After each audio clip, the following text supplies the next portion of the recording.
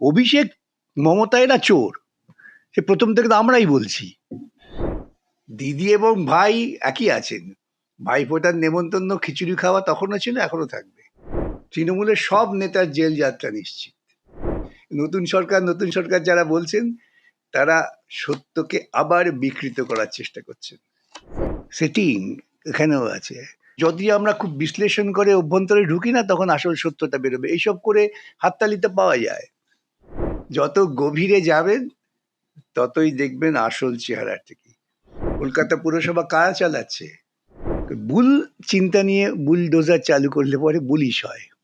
Sir, একেবারে আরজিকর মামলা, যে আরজিকর মামলা নিয়ে একাধিক অভিযোগ ছিল, একজন মাত্র অভিযুক্ত, তারপরেও আরজিকর মামলা নিষ্পত্তি হয়নি, কিন্তু পরিবর্তন হওয়ার পরেই একের পর এক সাসপেন্ড। বিনীত গোয়েল, ইন্দিরা, একের পর এক সাসপেনশন। কিভাবে দেখছেন?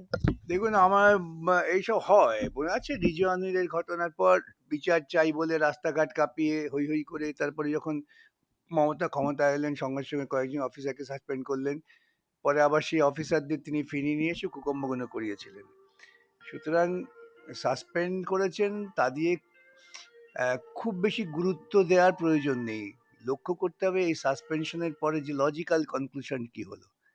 চার্জশিট দেয় কিনা, চার্জশিটের ভিত্তিতে বিভাগীয় তদন্ত চালু করে কিনা, বিভাগীয় তদন্ত শেষ করে কিনা, না এরকম 4-5 মাস সাসপেনশনে ফেলে রেখে তারপরে বললো ঠিক আছে ঠিক আছে। সুতরাং এই দিয়ে বিচার কিছু হয় না।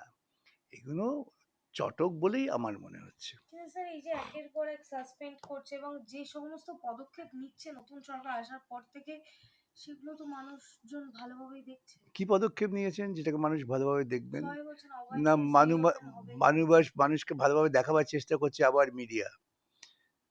অভয়ের কেস কি ট্রায়াল হয়ে গিয়েছে, ট্রায়াল তদন্ত করেছে সিবিআই হাইকোর্টের অর্ডারে। এগুলো তো মাথায় রাখতে হবে। সিবিআই যে সমস্ত তথ্য পেয়েছেন তার ভিত্তিতে ট্রায়াল হয়েছে। আর সিবিআই এখনো তথ্য লোপাটের তদন্ত শেষ করতে পারেননি। এগুলো যদি আমরা খুব বিশ্লেষণ করে অভ্যন্তরে ঢুকি না, তখন আসল সত্যটা বেরোবে। এইসব করে হাততালিতে পাওয়া যায়, তাই না? সুতরাং সাসপেন্ড করেছেন, খুব ভালো কথা, কিন্তু আমরা দেখতে চাই এর যুক্তিসঙ্গত পরিণতিটা কোথায়। সেই যুক্তিসঙ্গত পরিণতি যতক্ষণ না হচ্ছে ততক্ষণ ভালো আমি বলতে পারছি না। মানে আপনার মনে হচ্ছে না অভয় বিচার পাবে? বিচার পাবে কি পাবে না সেটা পরের কথা, কিন্তু এই তিনজনকে সাসপেন্ড করার মধ্যে দিয়ে বিচার পাওয়া হলো, এই ভাবনাটা একটু অতিরিক্ত ভাবনা। অভয়ের মাই তো এখন বিধায়ক রত্নাদেবী। তাতে কি হয়েছে, উনি রিজানের ভাইকে বিধায়ক করে দেওয়া হয়েছিল। বুঝলে, পরম্পরা বুঝতে হবে। আমি বলছি তো একই বিষয়টা একই, জামাটা পাল্টেছে, একই কায়দায় চলছে। রিজাউনের ভাইকে বিধায়ক করে দেওয়া হয়নি, রিজাউনের মাকে নিয়ে বিভিন্ন মণ্ডপের উদ্বোধন করানো হয়নি, তারপরে কি দাঁড়ালো, যেটা সুইসাইড সেটাই প্রমাণ হলো। সুতরাং এসব নিয়ে আপাতভাবে যত কম কথা বলা যায় ততই ভালো। হাততালি পাওয়ার সুযোগটা আছে, হাততালি পাবেন। যেমন বুলডোজার চালু করলেন, বহু লোক হাততালি দিল, কিন্তু যখন ভেতরে ঢোকা হচ্ছে তখন দেখা যায় পাল্টা বুলডোজারটা খাবেন।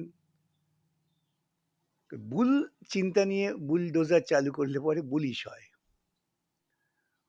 স্যার, ক্ষমতা চলে যাওয়ার পরেই অভিষেক বন্দ্যোপাধ্যায়ের নামে বিধাননগর থানায় একেবারে এফআইআর দায়ের। কিন্তু এফআইআর করতে কে বাধা দিয়েছিল আগে? অভিষেক মমতা এরা চোর, সে প্রথম থেকে তো আমরাই বলছি। এই লড়াইটা তো আমরা শুরু করেছিলাম, বিজেপি তো শুরু করেনি প্রথমে। সুতরাং এটার মধ্যে এইগুলো হচ্ছে চটকদারি। এতদিন ধরে কেন এফআইআর হয়নি? কে বাধা দিয়েছিল?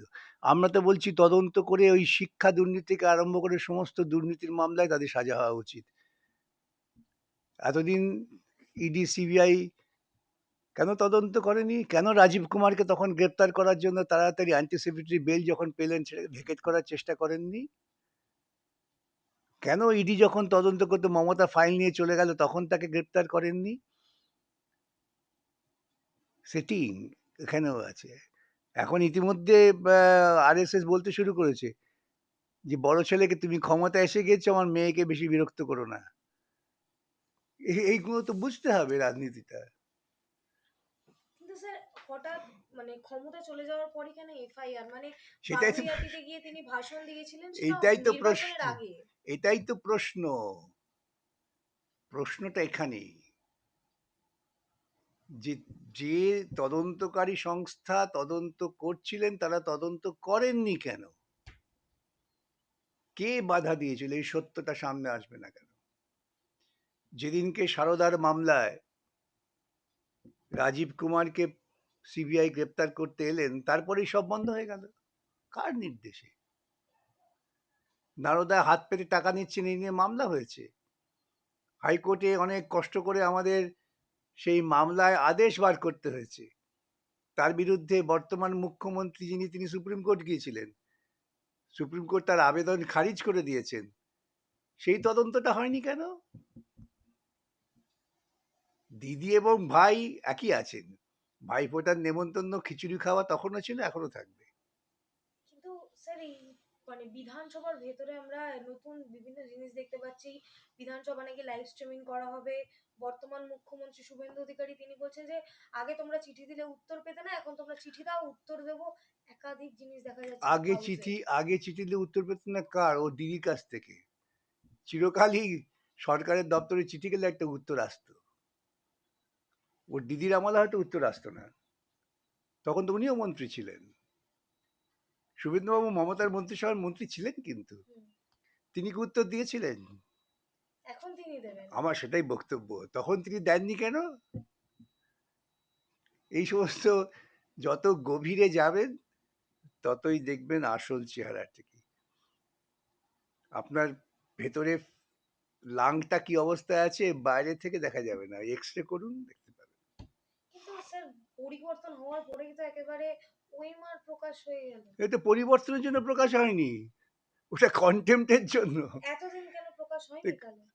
এতদিনের প্রশ্নই নেই। কন্টেম্পট হিয়ারিং আছে, হিয়ারিং এর আগের দিন ওই অফিসাররা, কন্টেম্পট তো আর মুখ্যমন্ত্রী হয় না, কন্টেম্পট হয় অফিসারদের। সেই জন্যই তিনি দেখুন রবিবার প্রকাশ করেই রিটায়ার রেজিগনেশন দিয়ে চলে গেছেন। হ্যাঁ। এটা কোনো সরকারের কৃতিত্ব না, এটা আইনের মামলায় সুপ্রিম কোর্টের আদেশের কৃতিত্ব। 11 তারিখে সুপ্রিম কোর্টের মামলা ছিল, সে মামলা আমি ছিলাম সেদিন সুপ্রিম কোর্টে। হুম।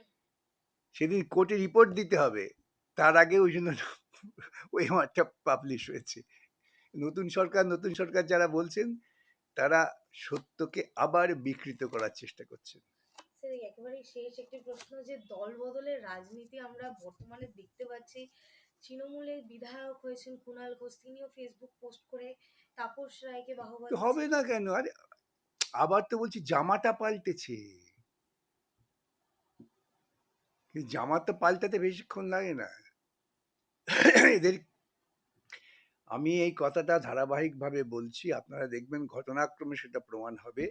জামা পাল্টেছে। তাই দেখলেন না বুলডোজারে কলকাতা পুরসভা তাকে সমর্থন করছে। কলকাতা পুরসভা কারা চালাচ্ছে? সুতরাং চরিত্রটা একই আছে, শুধু মুখোশটা সরে গেছে আর কিছু। অভিষেক বন্দ্যোপাধ্যায় জেল যাত্রা কি নিশ্চিত? অবশ্যই তৃণমূলের সব নেতার জেল যাত্রা নিশ্চিত। এই পরিবর্তনের হাত তৃণমূলের ধরে? ক্যাবিনেটে তখন যারা সিদ্ধান্ত করেছিলেন সুপার নিউমারি পোস্ট তৈরি করবেন, প্রত্যেকের জেল যাত্রা নিশ্চিত হওয়া উচিত। শুভেন্দু অধিকারীর হাত ধরে? কার হাত ধরে? আইনের হাত ধরে। শুভেন্দুবাবুর হাত ধরে হবে না, আইনের ধাক্কাটা খাবে তাই হবে। শুভেন্দু আজকে অধিকারী। ধরুন আমরা এই মামলা থেকে যদি সরে যাই হুম। তাহলে দেখবেন কিছুই আর হবে না।